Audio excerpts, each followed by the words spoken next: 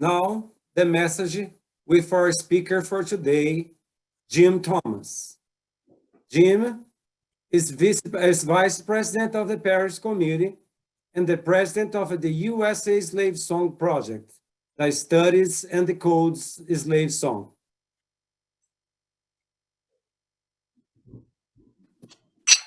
Good morning. It's really great to be with you again today. And I just wanted to begin this message with a story from my past. I found recently that many of you don't know what I've done all these years. Some people thought that I taught, and others, well, I won't go into all the things that they thought I was doing, but I worked for the Red Cross, both the American Red Cross and the International Committee of the Red Cross. And this started in the 60s. So I wanted to tell you about one of the trips that I was able to take in the 60s. And later I'll tell you why it was important to transmit that to you.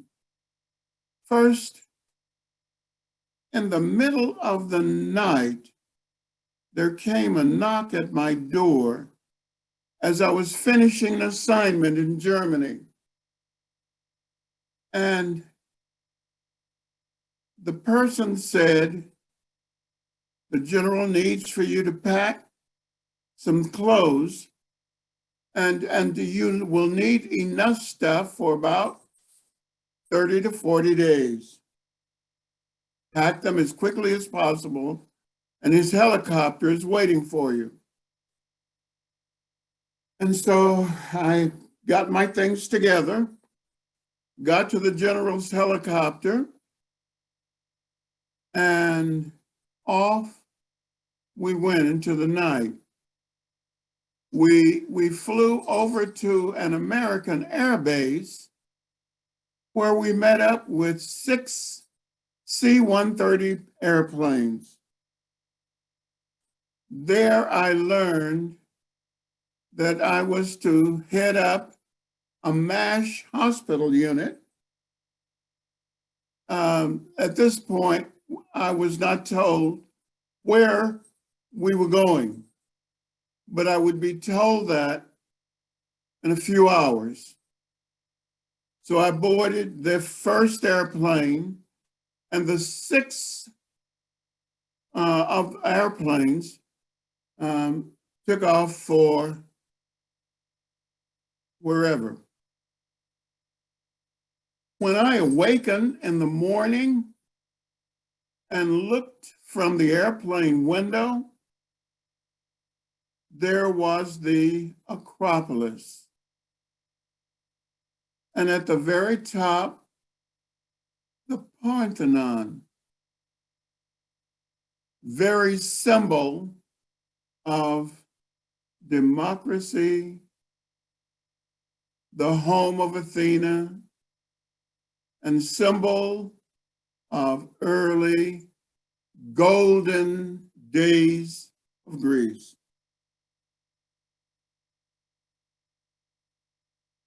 I said, my goodness, a home of the gods. Truly, this must be a holy land. The Parthenon has survived all these years, having been started in 447 BC and completed about 438 BC. It's still there, a symbol of democracy. Although the steps going up, of course, limestone were crumbly, had to see it. We all landed, all 6 planes, to wait for further instructions. So I went over with a few friends that I'd made on the plane to the Acropolis, ran to the top to get a closer look at the Parthenon, and again, standing there looking out over the Mediterranean, wondering what has happened to democracy. Down we came. We were gathered in one place and told that we would probably be landing in Jordan. But we'd have to go to Crete first and wait for King Hussein to give us the last word. So we flew to Crete from Amman, from Athens, and waited for King Hussein to give us the word. The following morning, we received the word that King Hussein had said we can now arrive.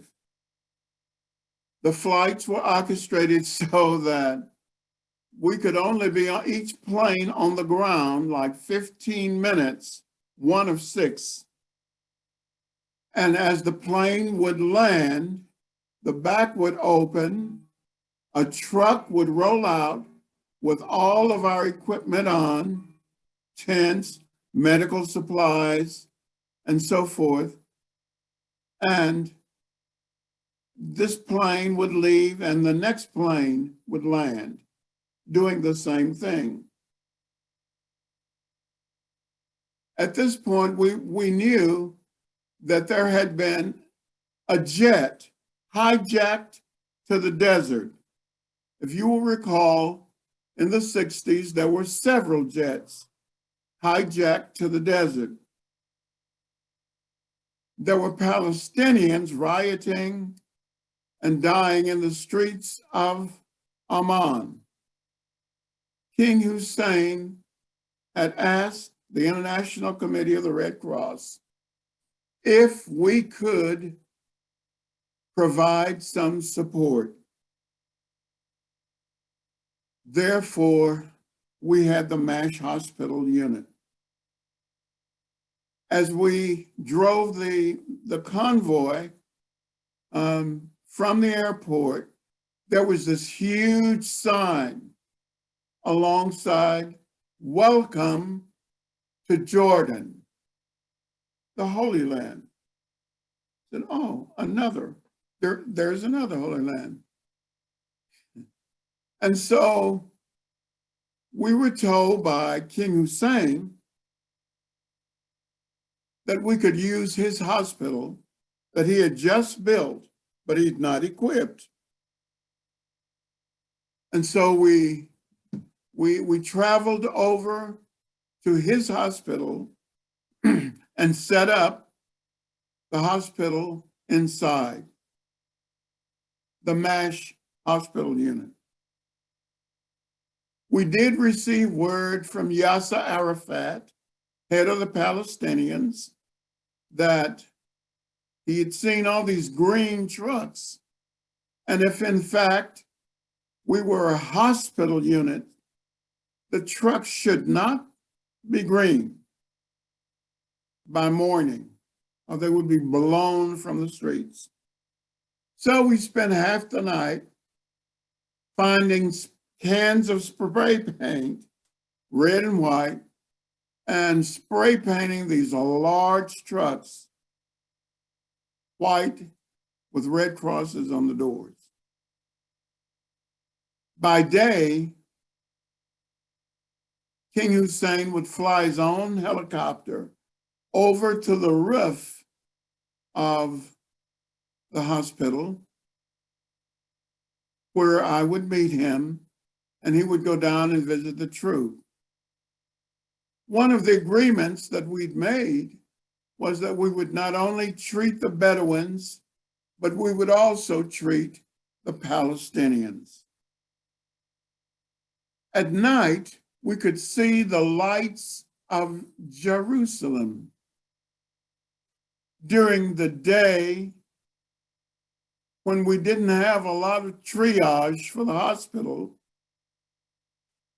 we would take a few side trips. So I just want to mention a couple of them that I found interesting.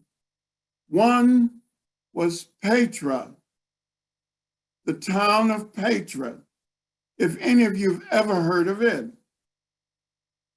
Petra, as you approach, you don't see it at all.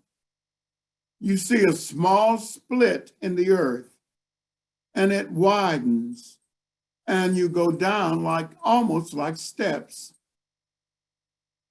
And as you reach the bottom, it must have been like a half mile to the bottom of this canyon. The canyon walls became store facades. And the outer part of the facades were all carved elaborately into the canyon walls, large columns, and inside were apparent places for stores and places where they traded goods and services. No people. They were all gone. What had happened to all the people? Above ground, a couple of miles away in the desert also, were the ruins of Jerash. And it looked very much like Jerash had been a place where the Romans had occupied. We knew this because the columns that were left behind, some of them crumbling, were Romanesque. But no people, all gone. What had happened to them? We don't know. Again, from the place where we had the birth of democracy to a place where, of course, there was a monarchy there, but they were trying to at least be kind to people. They were even allowing Palestinians to have their encampments there while they were waiting for their homeland to be given to them. Since in 1947, Israel had gotten all that land that was apparently being occupied by some Palestinians. Palestinians had to move, and many of them were professionals, but they had moved into these camps. And some of them were considered terrible places for them to be, but they had been wealthy and living extremely good lives before asked to move.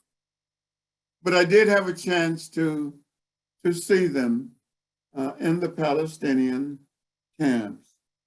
And now, before I do a fast forward, I want to tell you why it was important that I tell you a bit of what I was doing. In the US, between the period 62 to 70, there were terrible things happening with the assassinations of the Kennedys, the assassination of Martin Luther King Jr., the assassination of Malcolm X, the writing of James Baldwin with Soul on Ice. It was easy to be radicalized and be polarized.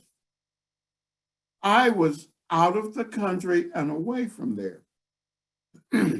I thought there was, the prisms of what I could see was very different than viewing it up close. There is a different perspective from afar. So I was never radicalized, never polarized, and I saw it from a distance. So that's what I was doing while all those things were happening back in the US. Now let's do a fast forward. A fast forward into the next decade. The Census Bureau tells us through its data that Black and Bronze are going to be the majority by the middle of the next decade. By the middle of the next decade, the whites in this country will become the minority. We do understand people don't just give up power easily. So there is a lot of unrest around that issue. So we just need to understand that. But while understanding that, we need to prepare Black and Bronze for the future. How do we prepare them? We need to do, as Reverend Rob has been telling us the last several Sundays, we need to do what we can from where we are. A lot of people say, well, what can our little church do? I think that should we, from where we sit, if we're able to support voting rights, if we're able to help revise and reform criminal justice, social justice, if we can study more the human rights issues right here at home and deal with a lot of those as we are looking far, far away. We need to study the history of the population segments that we have, because not knowing what those population segments have been through, we don't know if they've experienced trauma, we don't know if they have high levels of professionalism that they can give. We need to understand that. We can't understand it if we don't know the history of those population segments. We need to stop profiling thoughts.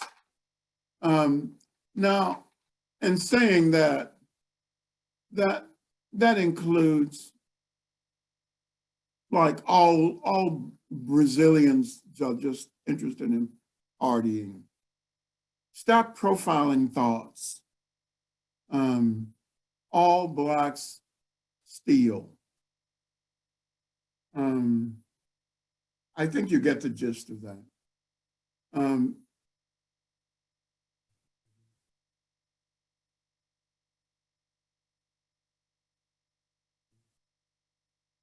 We need to stop listening to and telling race-based jokes. I say that a lot, but we do.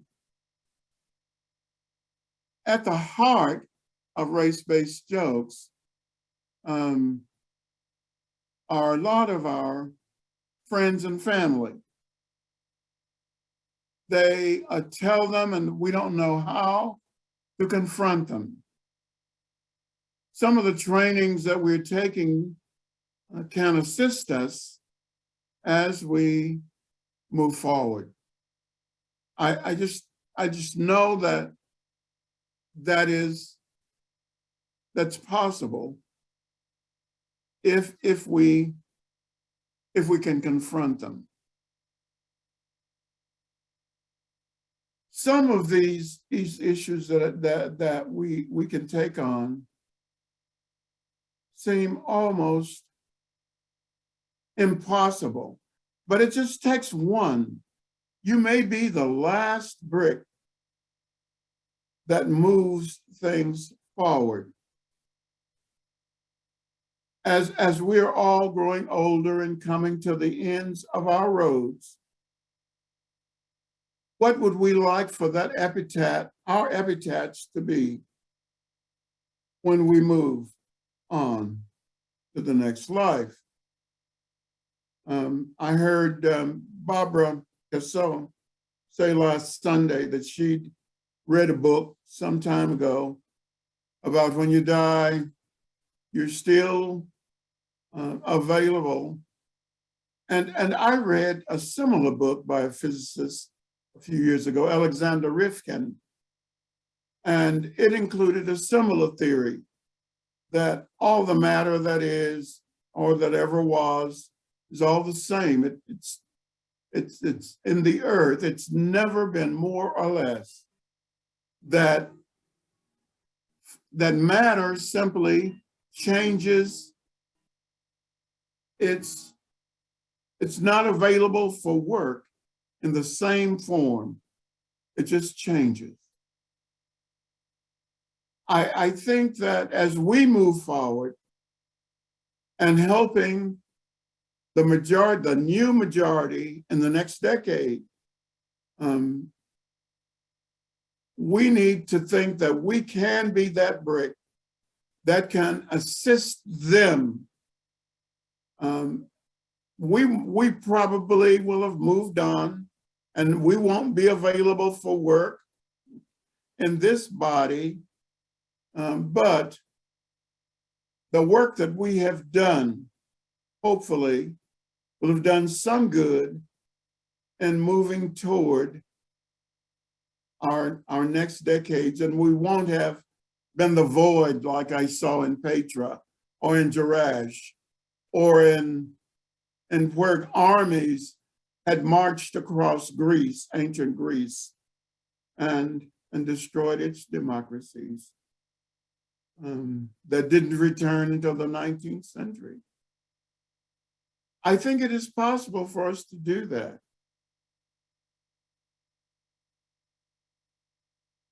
Thank you, and be well.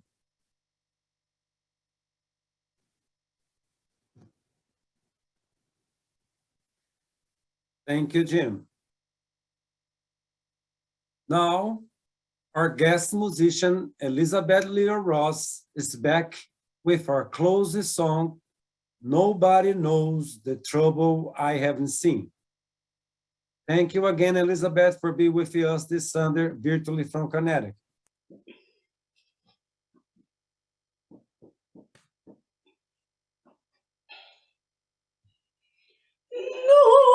Nobody knows the trouble of sin. Nobody knows but Jesus.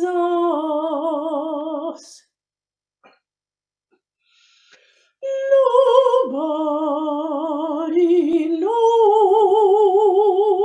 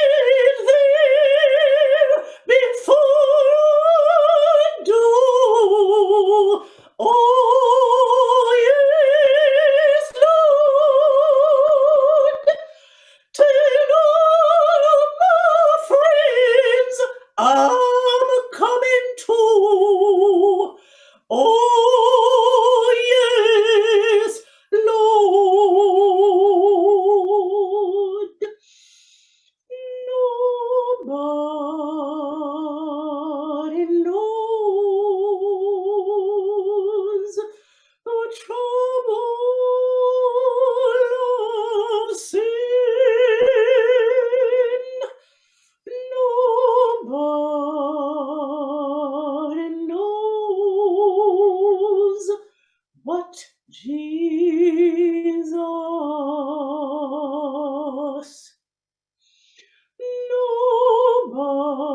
Nobody knows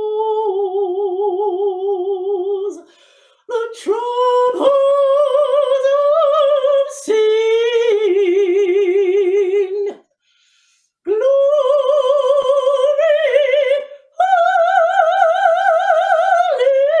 hallelujah.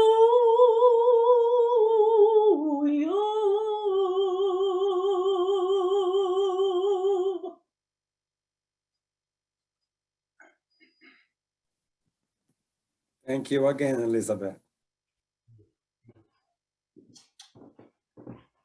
To close our service today, we will have a poem by Maya Angelou, recited by our friend Cristina Montoya. Cristina is a professional dancer and choreographer who lives on Martha's Vineyards. Thank you for doing this, Cristina. After her presentation, we will have our virtual coffee time and any discussion. Have a pleasant afternoon, everyone. Go in peace.